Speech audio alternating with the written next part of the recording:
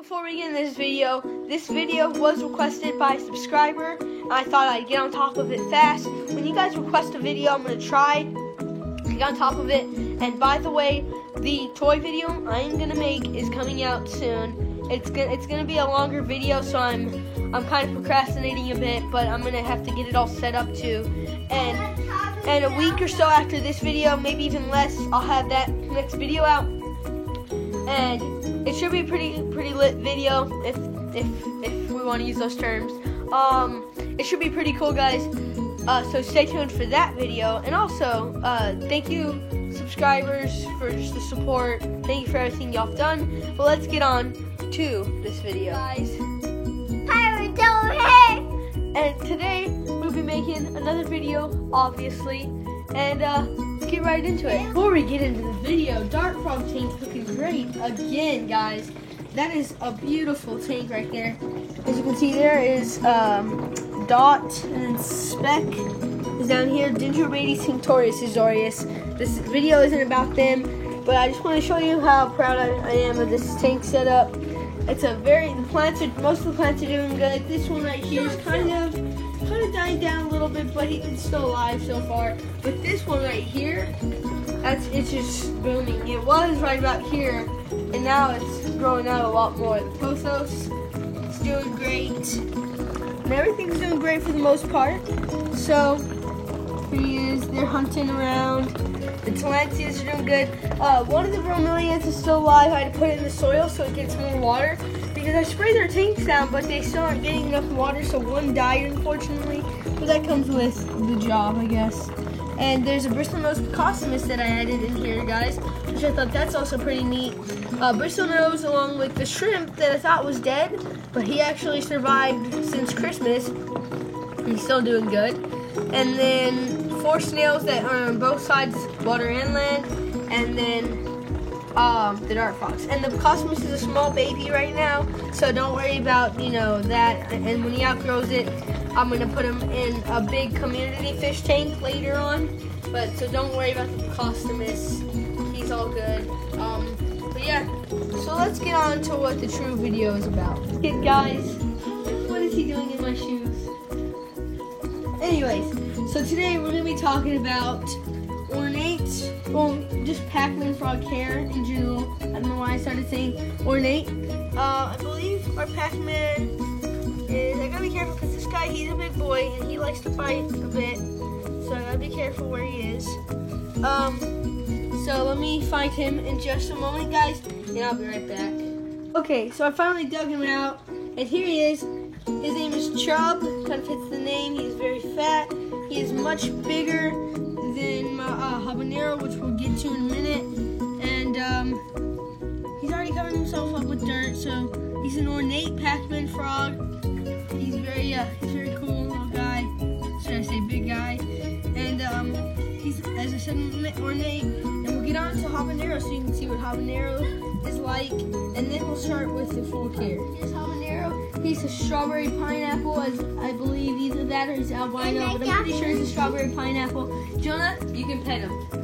Jonah's gonna pet him. I got a blanket. Yeah, he's got his blanket. It's gray. But here he is. He's a very cute little guy. He hasn't grown very much. Okay, stop. He's puffing up. But there he is, habanero. Okay, no more, because if he bites you, he's gonna bite your little finger. So yeah, there he is, habanero. He's a very cute little dude, along with, no, I wouldn't do that. Guys, bear with me. Onto the care of these guys.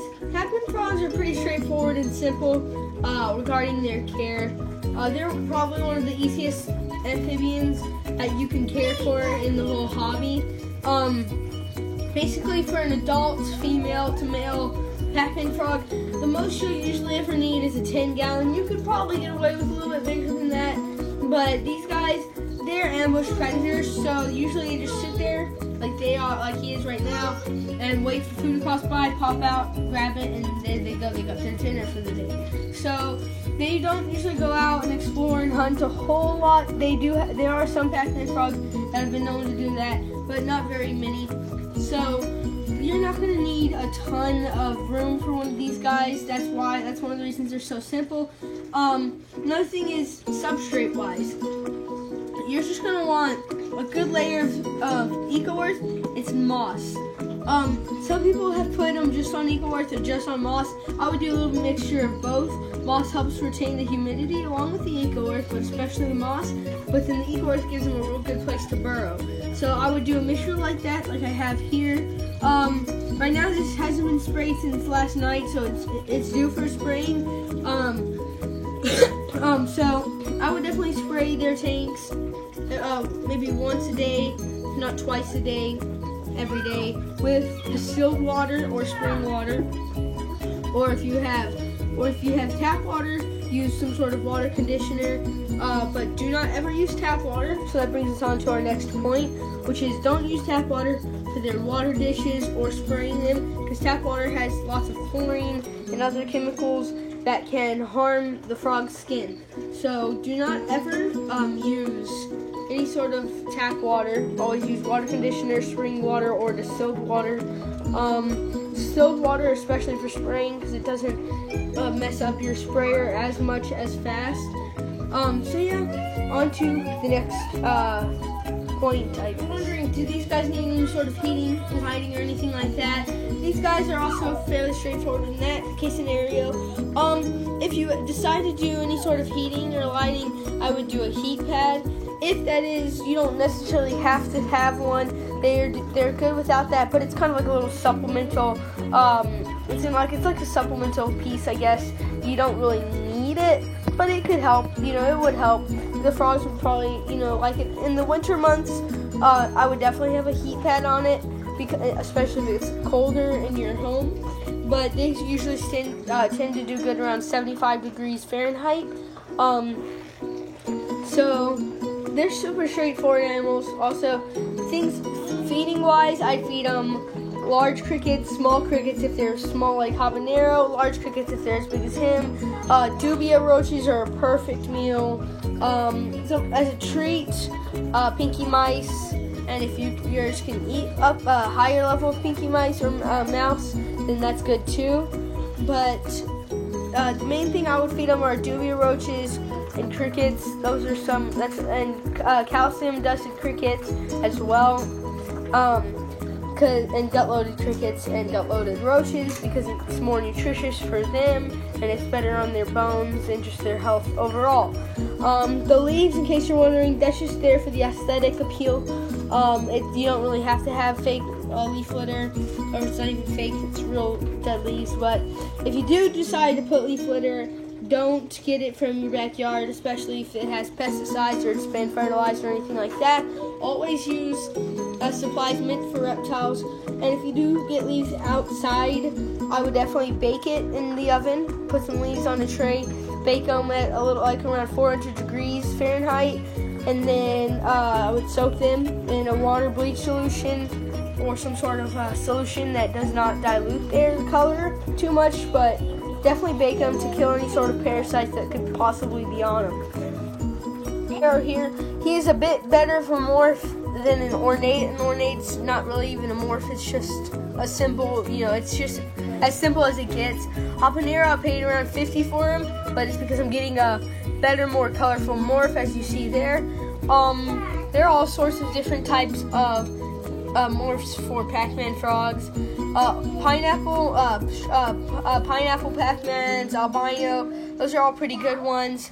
Ornates are definitely, they're pretty too, but I personally like the strawberry pineapples more. Because he's got a really pretty colors in there, as you can see. Right now he's not even at his best coloration just because he's got dirt all over him. And so for him, as you can see, more sphagnum moss, a really thick layer of Eco-Earth. I put a lot of Eco-Earth in there because these guys love to burrow. They really love to burrow, and they'll just stick their little eyes out. When they see food come by, they'll jump out and get it. You can put fake plants in there or real plants, but they might uproot the real plants if they're not strong plants, because that's what just reptiles and amphibians naturally do. Mostly amphibians, especially like frogs and toads, because they like to burrow. So that's one good way I like to have this fake plant. This came with it when I got him. I got like a little set. You can buy these guys. You can get a tank set up for under $100, including the frog. So they're a really cheap animal, but they're pretty fun to have. They're very cool to watch eat because they are usually pretty ferocious eaters. That's about it. I don't have my frogs on a heat pad, as I said, but you could add a heat pad if you want. Sometimes I will add a heat pad if I feel like it's necessary. That's pretty much the straightforward care. You do want a dish that's enough for them to, almost fully soak in, and spray them often, as I said. So that's pretty much it in Pac-Man frog care. You can add lighting if you want, just to brighten up the tank a bit more, but nothing else. These guys are super straightforward. If you really are on a budget, you can get like a plastic bin and fill it up with some eco-earth and moss, and in a dish, and the frog would do perfectly fine in that. Just make sure there's air holes, of course, so he can't suffocate. And so yeah, they are very cool. They do get fairly big, so be prepared. And they can have their aggressive moments when they try to bite you, or if they think your fingers are food, they'll try to bite you. And they do have teeth, so it won't feel very good to get bit by one. So otherwise, they're a very great little pet, great beginner animal. And so yeah, on to the outro. So I don't know if y'all have noticed, by the way, before we end this video, I have been a little stuffy and a little sick in a way. So if I'm coughing throughout the videos, when I cough throughout the videos, my bad.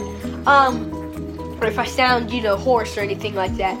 But anyways, that's pretty much the most simplistic Pac-Man care video you can get out there. Very simple, 10-gallon tank, maybe a little bit higher, possibly a heat pad, calcium dusted crickets, good sized water dish, sphagnum moss and eco-earth.